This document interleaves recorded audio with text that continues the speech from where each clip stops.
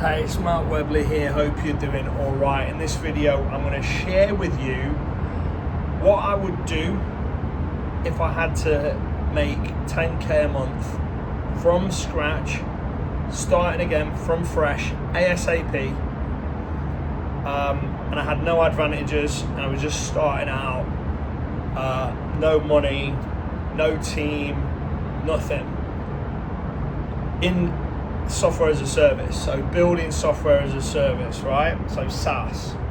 So 10k a month as quick as possible in SaaS.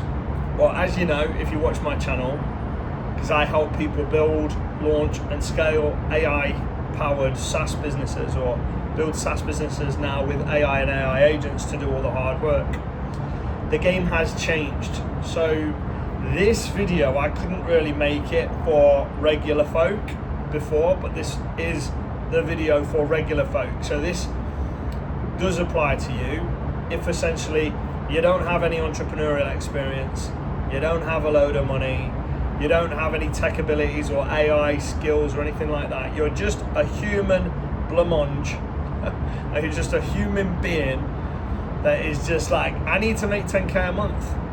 And I want to do it in SaaS because SaaS is single person, faceless business, passive, can run it from anywhere in the world. Now it's super low cost to get into. It's super sticky, got that recurring revenue. You can exit for massive multiples, etc., etc., etc. So 10k a month, what do I do if we're starting from scratch? First things first, you're gonna have to choose a niche and a problem to solve within that niche. And when I say choose a niche, I don't mean like fitness or cookery. I mean something a lot more micro than that. So I would niche down micro style. Now, what kind of niche would I go into? I would start looking at your interests, expertise, talents, skills, job experience, business experience. What have you made money in? What have you done? What are you an expert of? What do you have skills in? That kind of thing. So look in your core competencies, things that you're actually good at or things that you know about, and look there first of all. Are there already softwares in that space that you already know about, that maybe you even use currently, that would give you an advantage in that space because you understand the market really well? That's where I would start, and I would deep dive, bounce off ChatGPT or Claude or something, one of the LLMs, the large language models. I would deep dive, bounce off them to try and get inspiration as to what niche to go into, get it to ask me questions about my experience and expertise, and try and come up with ideas with the AI, bouncing off the AI, brainstorming. So I'd spend a day brainstorming over what I already know, what I already have skills, talents, abilities, experience, expertise, job, business. I would just really deep dive on me and my natural kind of pull to that. Hopefully I find something in that space. If my goal is 10k a month as quick as possible, I don't want to move into a space that doesn't have any competition. Some people will only want to move into a space that doesn't have competition, but I think that just makes the bar too high. It means if you do well, you can really smash it, but chances are it's just setting the bar too high. So I wouldn't do that. I would look for 3 to 5 competitors in a micro niche, in a space that I already have experience, expertise, skills, wisdom, knowledge in, right? So I would try to intersect those two things. I would personally, if 10k a month was my goal, I would look for products that are already out there, software as a service that's already out there. Ideally not 20 softwares in the space. I think a sweet spot is maybe 2, 3. That's ideal. Up to about 5. You're always going to get little outliers that nobody's ever heard of. You can kind of discount them, but no more than 5. Ideally around 3 is a good number. It means there's a market there. It means you can actually be reassured without deeper validation that there must be money in there. Because prior to 2025, all software as a service, pretty much, probably all, well, 99%, will have been built by humans. Humans are slow at coding compared to AI and AI agents. They're very, very slow. If they're hiring humans, it's very, very, very expensive. So if it's slow and expensive, somebody's got to put sustained effort, consistent effort and money over time to stay in that space. Well, that validates the market in itself. Now, that doesn't mean you're going to be as successful as them just because you build the same software as them. It doesn't work like that. But it's a good starting point. Going into a market where you don't know if there's any customers, but you have a hunch, cool. If that's for you, cool. That might be the quickest way to make $1 million a month. But 10K a month, move into a market where you can see there's already spend happening, right? So 3 to 5 competitors maximum in a micro niche. Hopefully B2B. I say B2B because your goal is money. Your goal is to make as much money as possible, to get to 10K a month as quickly as possible. So B2B businesses, they will invest money to make money, save time, not hire as many staff, etc., etc. They are in the business of making money. So most businesses, apart from your small one-man band idiots, I'm not saying all one-man bands businesses are idiots, I'm saying the ones that don't invest in their own business are idiots. But most businesses understand that they're going to have to invest some money to make money. So your little restaurant owners, and we're not talking about restaurant owners here, but your little restaurant owner knows that he's got to rent a premises or buy a premises. He's got to get all the licenses and all the costs and all the approvals from whatever council or legal framework that surrounds it, health and safety, all that stuff.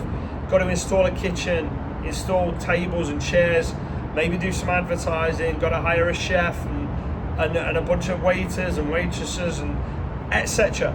Big investment to run that business. Now, if you said you can spend $50 a month and we can increase your revenue by 8% and we've tested it across 1,000 businesses, that's a compelling proposition, right? Now, if you're trying to get Gladys to spend some money on a goldfish naming app, maybe she will, maybe she won't, probably she won't.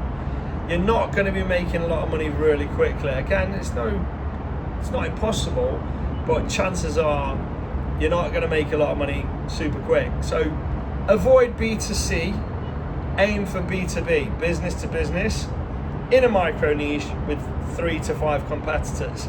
That's where I'd look, and that intersects with my own skills, knowledge, experience, expertise, etc., etc. Right?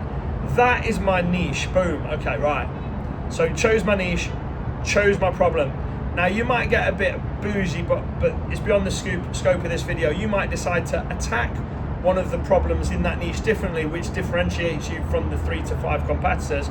But we're just assuming, look, I just want to make 10K a month ASAP. Right, so I've chosen my niche. It intersects with some interest or ability. It's in that micro niche, 3 to 5 competitors, all that other stuff I just talked about. Right, I've chose it. I'm not going to try and reinvent the wheel, right? I'm going to assume that they've done their research and they know what they're doing. Now what I'm going to do is I'm going to look at what features are shared in all of the softwares. Why am I bothered about features? Not so I can say I've got those features. Those features solve problems. And that business owner that's going to pay you every month for your software has problems, right? The features are solving problems.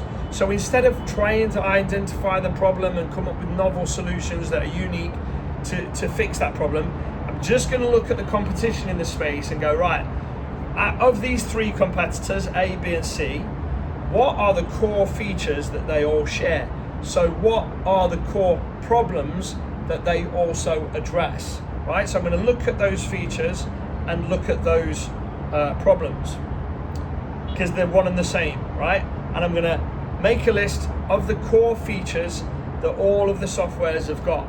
If I want to compete, I've got to clone their features. Now, once upon a time, that was slow and expensive and difficult.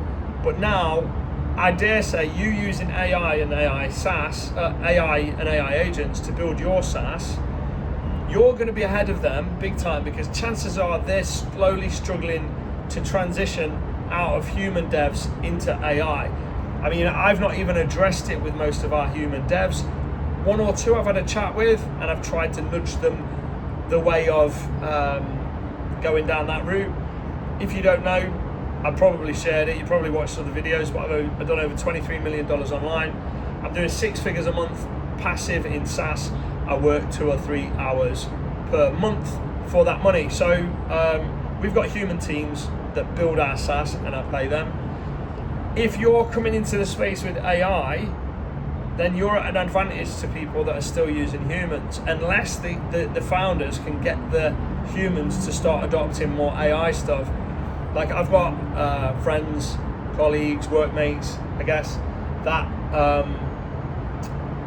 haven't touched any code, even though they are coders, in months. One of them coming up for a year, not touched any code, and he actively has SaaS businesses, and he actively his job, his role is as a coder, and he's not programmed a single line of code in months. So coders are already being able to 10x what they can do, probably 100x what they can do, speed and simplicity and ease and all that stuff. And SaaS is about speed. But they're able to do that by plugging in the AI and AI agents. Now, it just so happens you don't need that. You can now be a SaaS founder and build software as a service from scratch with no code, no AI, no devs. Sorry, with AI, no code, no devs, just using AI. I can hear fireworks going off there in the background. I know they're down there. I'd show you, but it's only on my front-facing iPhone camera, so it probably won't look very good anyway. I'm not editing. Oh, they're going off all over the place. Oh, that's cute. Oh, there's loads of them down there. That's really cute. Everyone keeps stringing these little lights up. I don't know if it's a Diwali thing. I don't know if I've said that right. Diwali. It almost looks like Christmas on all the on a lot of them. They've got all twinkly lights. I don't know if you can see someone that's building it. Anyway, sorry, distracted. So you've got an advantage over these human-based dev teams. So all you've got to do is clone their core feature set, right? They've iterated or improved on their software probably over many years. So customer feedback, tweak. No, I don't like that. I liked it how it was before. No, I love it. No, I tweak. So you can essentially shortcut this process of the build. One, because you're going to use AI and AI agents to do it, and two, because you can shortcut the process by looking at their features and essentially cloning them. We're not copying them, we're just cloning the core features, because what do the features do? They solve a problem. So actually, we're actually not cloning features, we're actually solving the same problems that their softwares do, but we're taking a shortcut because they've done all the iteration process. So you might look at one software and go, I don't like how that works. Cool, don't do it like that, but still accept that that feature solves a problem, so you're probably going to need that feature in your software.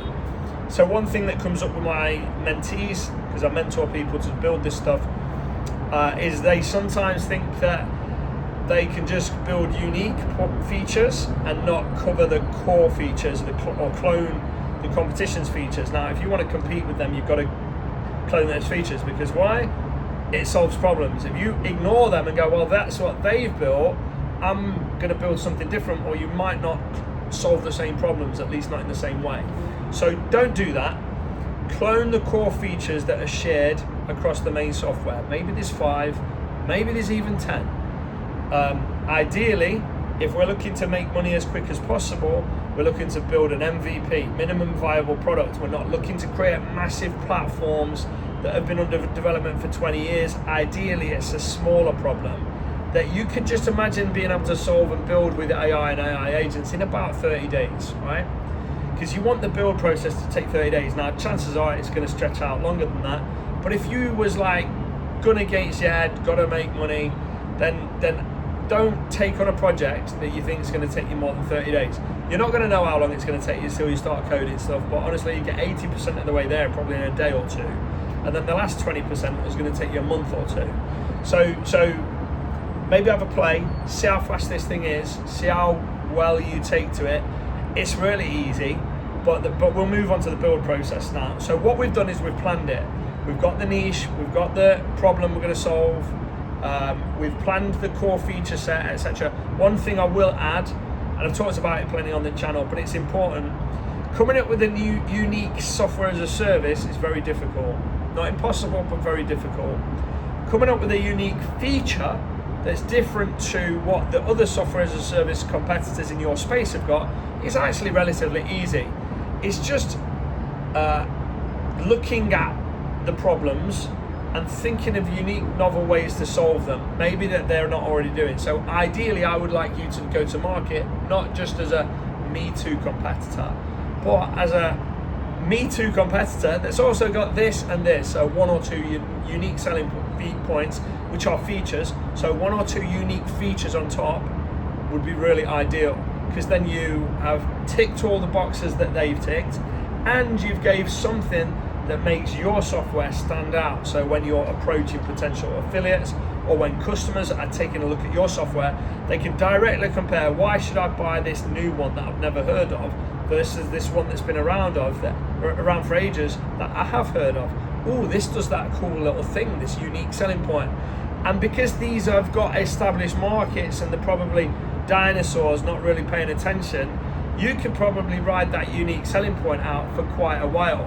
When they clone your USP, that's when you know you're on the radar of the market. They've noticed you. So, and it does happen. Like one day you're a new kid on the block, next day that old school competitor that's been around 10 years is attacking you in sly, weird little ways, like little weird stuff. Like they might copy the way you've done something on your sales page because they're looking at you and what you do, or they might, I don't know, you just pick up on it and you go, all right, okay, I'm on their radar now. It's kind of flattering, kind of annoying, but it is what it is. So you've planned it, you've come up with the idea, you're at the build phase now. So what you need to do now is you need to, and I've got some videos on the channel actually, there's a free course that covers this, but on my channel there's a free course. I'd link it, but honestly I'm too chill for that. I'm all about low effort YouTube videos, authentic, low effort. That's what you get from me. You don't get glitzy editing, you don't get crazy camera angles or anything like that. So you got your idea. This is one take. I ain't editing this. This is one take. So if I just start being NPC-ish, it is what it is. Right, yeah, build, right? So we're onto the building. We've planned it and all that stuff. We're onto the build phase, right? So you need to get Replit. In fact, the tech stack that I recommend currently, and I'll keep this up to date even if you're watching this video 6 months, 12 months later, AI is moving so quick. This could change tomorrow or the week after, so I'd definitely check the links out. There's no big paying affiliate programs or anything like that, so, and you don't need to click my links, I don't care. Do it if you want, do it if you want. I get $10 of credits to use on the AI agent one time. Not $10 a month, not $10 in my bank account, $10 one time, and you get $10 as well for using my link. So use it, don't use it, I couldn't give a monkeys. But you're gonna need an AI agent and an LLM. So which ones do I recommend as of the time of making this video? And I'm really glad I've recommended this. I can actually see these zooming past a lot of other tools in the space, which is good to see because I only recommend this because one, I use it, and two, it's the best. As far as I'm concerned, as far as I could see at the time, for no code, non-tech, non-AI founders, normal people like you and I that don't have technical experience or like coding knowledge, it's the best agent, and it has been the entire time, and I'm glad that people are starting to see it now. But what you'll often find on other channels is they'll recommend the one that pays the most. So yeah, take for that what you will. Replit, I don't even care if you use my link. Like I said, I don't care. Replit is your AI agent. That's gonna build your software for you, basically.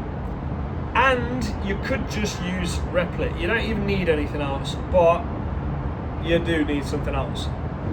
So you can Replit AI agent, again, links are all down below. And if this changes, I keep them updated. Replit and ChatGPT or Claude as your LLM. That's it. You're good. You're good. You don't need anything else. You're going to need a few other bits and bobs, but just like to give it a digital brain to help it do a lot of cool things, you're going to need like OpenAI's API. So it's just a way of plugging ChatGPT into your software with a single prompt. So basically, it will use AI brain without you having to create any AI, and you can do that in super cheap. So you just sign up for OpenAI's API, and that's super low cost. You only pay for it when you use it. There's no monthly fee or anything like that. So yeah, you're going to need a couple of APIs probably, depending on what you're building. And you're almost certainly going to want to sign up for ChatGPT's OpenAI API. So if I were you, if I was getting boozy with my tech stack but still keeping it super low cost, Replit, without a doubt, it's going to do 80-90% of what you need, including hosting it, like deploying it, the servers, the security, the actual building of the app, like everything. It's going to do it all. So Replit and then ChatGPT or Claude as your LLM. That's going to be your eyes and ears. It's going to be like your business partner. It's going to be your like high tech expert advisor. You ask it questions, ChatGPT or Claude, and tell the LLM that you're using Replit, and you can bounce off the two. So Replit will do its own thing, and you don't really need Claude or ChatGPT, but you can kind of bounce off each other or bounce off the three of them, and it just works really well. Now, again, I've done a video on the channel for this as well. I think it's part 3 of my free course, but you can plug Claude code into Replit, which lowers the costs of Replit agent costs down to almost nothing. So it makes it super cheap, and you're probably looking at about $50, $75 a month to do this, right? Not expensive at all, compared to hiring devs that might cost you 10K per month, and you might have to work with them for 2-3 years before you can even launch. With AI and AI agents, you're looking at $50 a month, and you're probably going to be launched in 2 to 3 months, even if you're dragging your feet. So start building out your software. You need to create something called a PRD, a product requirements document. You do that with ChatGPT or Claude using a special prompt, but it's not that difficult. You can just go to them and say, make me a PRD for this. So you give it your idea, you give it the feature set, and you get it to make you a PRD, right?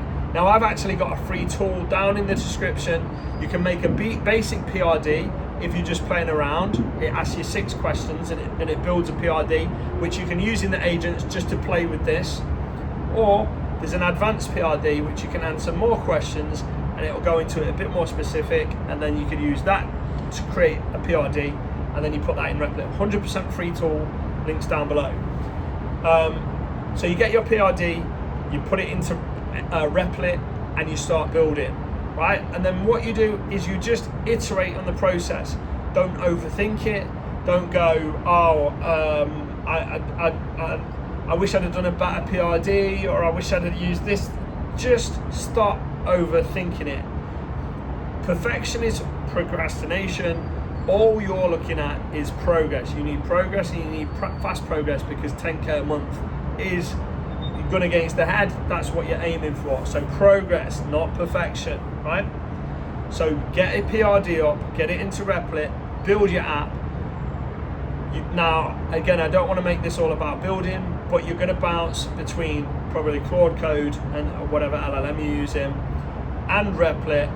And there's an autonomous testing agent within Replit, and you're going to just get your software so it's clone the features, you've got your unique selling point in there, and you're all good to go on your dashboard, and it does what it says on the tin. Now you're going to do things like hook up Stripe, so you can take payments, and you're going to probably put other things in place like terms of service page, privacy policy page, just ticking a load of boxes. Things like fav icon, which you don't even know what that is probably, but it's the little icon that comes up in the browser bar. If you don't have one, it looks a bit tacky. If you do have one, it's a simple prompt. Replit will do it for you dead quick, but like you've got to tick all those boxes to make it feel like professional software as a service, so people will trust it and sign up for it. So you've got Stripe hooked up.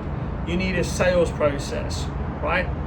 Now, the beauty of software as a service is you create a sales process, which is just a sales letter, and it doesn't even have to do any selling.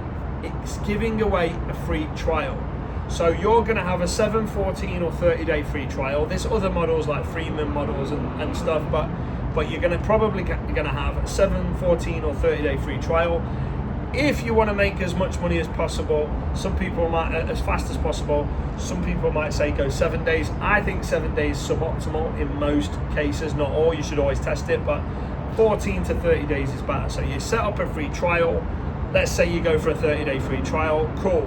So you've got a sales page that gives away free trials. It's hooked into Stripe, which processes transactions. So when you give away a free trial, if they don't cancel, and beginners are probably going to get about 15%-ish of free trials, just recur into paid subscriptions.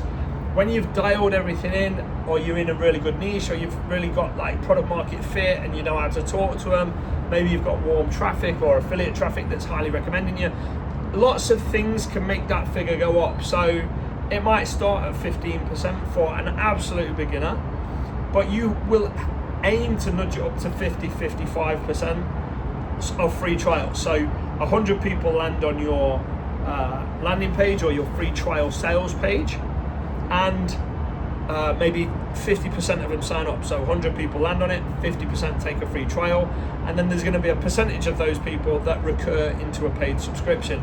And you can track these metrics, but we're looking to make as much money as possible, not to dial everything in and optimize it. We're just looking for raw, let's make some money. So you've got your Stripe hooked up, you're giving away free trials, you've got your software built in a niche that you know that there's money being spent, you've cloned core feature set, it's hopefully in a space that you understand, you've got some knowledge in and some expertise in. It's all coming together. It's all coming together. So then the next stage is you've got to get people to actually know about your software, because you can build the best software ever and it could make no money. Or you can build an absolute piece of shit that barely ticks the boxes and you can make a fortune. And it all comes down to, it all comes down to a lot of these things, like, is the software good? Because if it's good, people are more likely to stick around. And you've got to choose your pricing tiers right, and you've got to get a lot right, and you're going to probably put email sequences in to follow up these free trials and all kinds of optimizations you can make over time. But essentially, you've got a product, it's hooked up to Stripe, you can give away free trials. Now it's about getting people to try your software. Now there's going to be a bunch of ways you can do this. Again, we are aiming to get to 10K a month as quick as possible. So you can do some stuff, right? So a hack, if you like, for some people might be to launch it in one of these SaaS directories, whereby you can submit it to a directory. Most of them are going to take a look at it first, and if they like your software as a service, and there's no reason why they shouldn't, especially if you're leaning into the USP, so it's very different, and nobody's heard of it, nobody's seen these features before, but you can go to one of these directories and you can essentially do a launch on their directory. Now oftentimes it might be something like they will launch your software to their list of people, but in return it might be like a lifetime subscription. So their people might be paying 50% less than your yearly subscription, or what you'd like your yearly subscription to be, but they're getting a lifetime subscription. So this is a very fast way to potentially make tens of thousands of dollars in one hit, which would satisfy your ASAP to 10K a month. Now this is not always sustainable. Where it is sustainable is where you can transition then from that initial visibility into maybe turning in some of your users into affiliates, right? So this is one approach.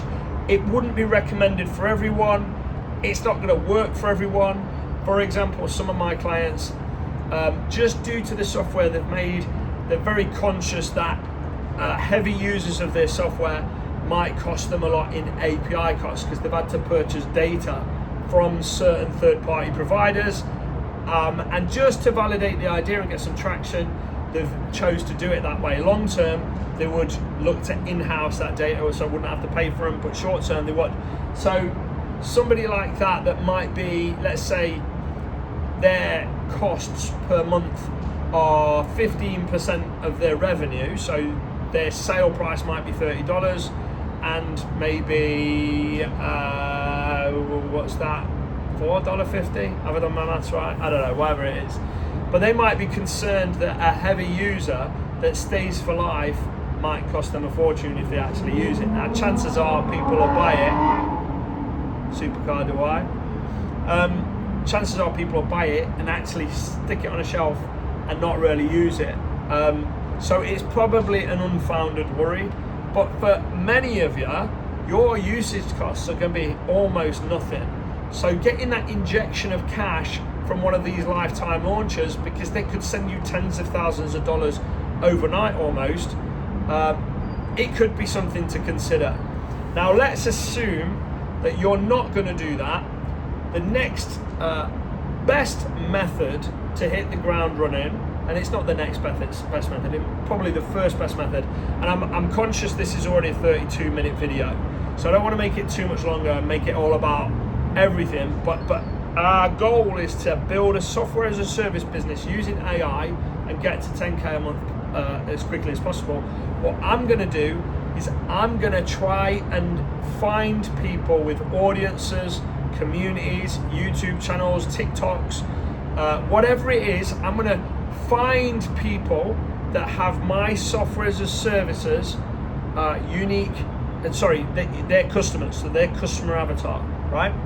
So let's say I own a Facebook group that's quite busy, right? And it's a busy Facebook group. Maybe there's 10,000 people, 20,000 people in there. Maybe there's a few hundred people that are very active, that hang off every word I say as the tribal leader of that Facebook group, right? I'm gonna have some influence. If I've done this before, I've made, I don't know, definitely multi-six figures. I've probably made 7 figures from this very technique, having a Facebook group. But as the tribal leader, if they're making regular posts in that community, and it could be school, it could be Discord, it could be whatever, but if they're making regular posts in that community, they are essentially watering their garden every day or on a regular basis, so they're keeping all the scumbags out of the community, they're posting value, they're chatting to people, they're helping people, they're going to have a lot of goodwill built up with their people, with their tribe, right? Now what you can do is you've just got to get on their good side, right? So you've just got to get me as a Facebook group owner with the niche that is perfect target market, them people, perfect target market for your software as a service. You've just got to get me to agree to promote your software to my people, right? So what does that look like? Well, first of all, you've got to get noticed. You've got to get on my good side, and you shouldn't pin all your hopes on one person. You can target 100 people, you know, YouTube channel owners, Instagram influencers, or for want of a better word, TikTok content creators, like anybody with your target market. So if it's in fitness, you're gonna go for fitness influencers. If it's in SEO, you're gonna go for SEO communities or content creators. So you find the pool of people that are your perfect target market, and you do a deal with the gatekeeper, the tribal leader, the village pub owner, right? That person, if they've been tending to that audience properly, will have a lot of goodwill with that audience. Now, how do you get on their radar? You might have to do a special deal with that person.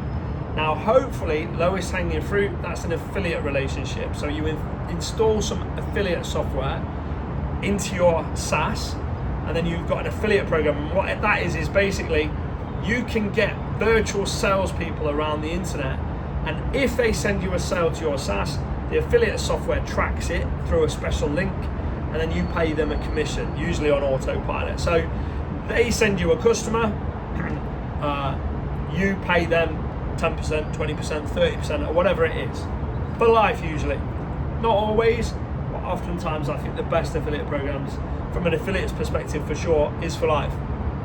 Now, if you manage to get a call, or get on the radar with, or go for a meal, or have a coffee, whatever, with that tribal leader, and they've got that influence, maybe they're not selling that much to that community, and they're just like helping the community, and they don't know how to monetize, that's potentially a perfect win-win situation for you, win-win scenario for you. Because what you do, you get on in their good books, and then you do a launch to their audience. Now, that launch can be something as simple as that person just saying, hey, this person, so tribal leader, Facebook group owner, Discord server owner, whatever, the community leader, or the content creator, TikToker, that person says, hey, check this person's out software, it's really awesome. So there's the 3 R's, right? For good affiliate relationships, there's 3 R's: rate, review, and recommend.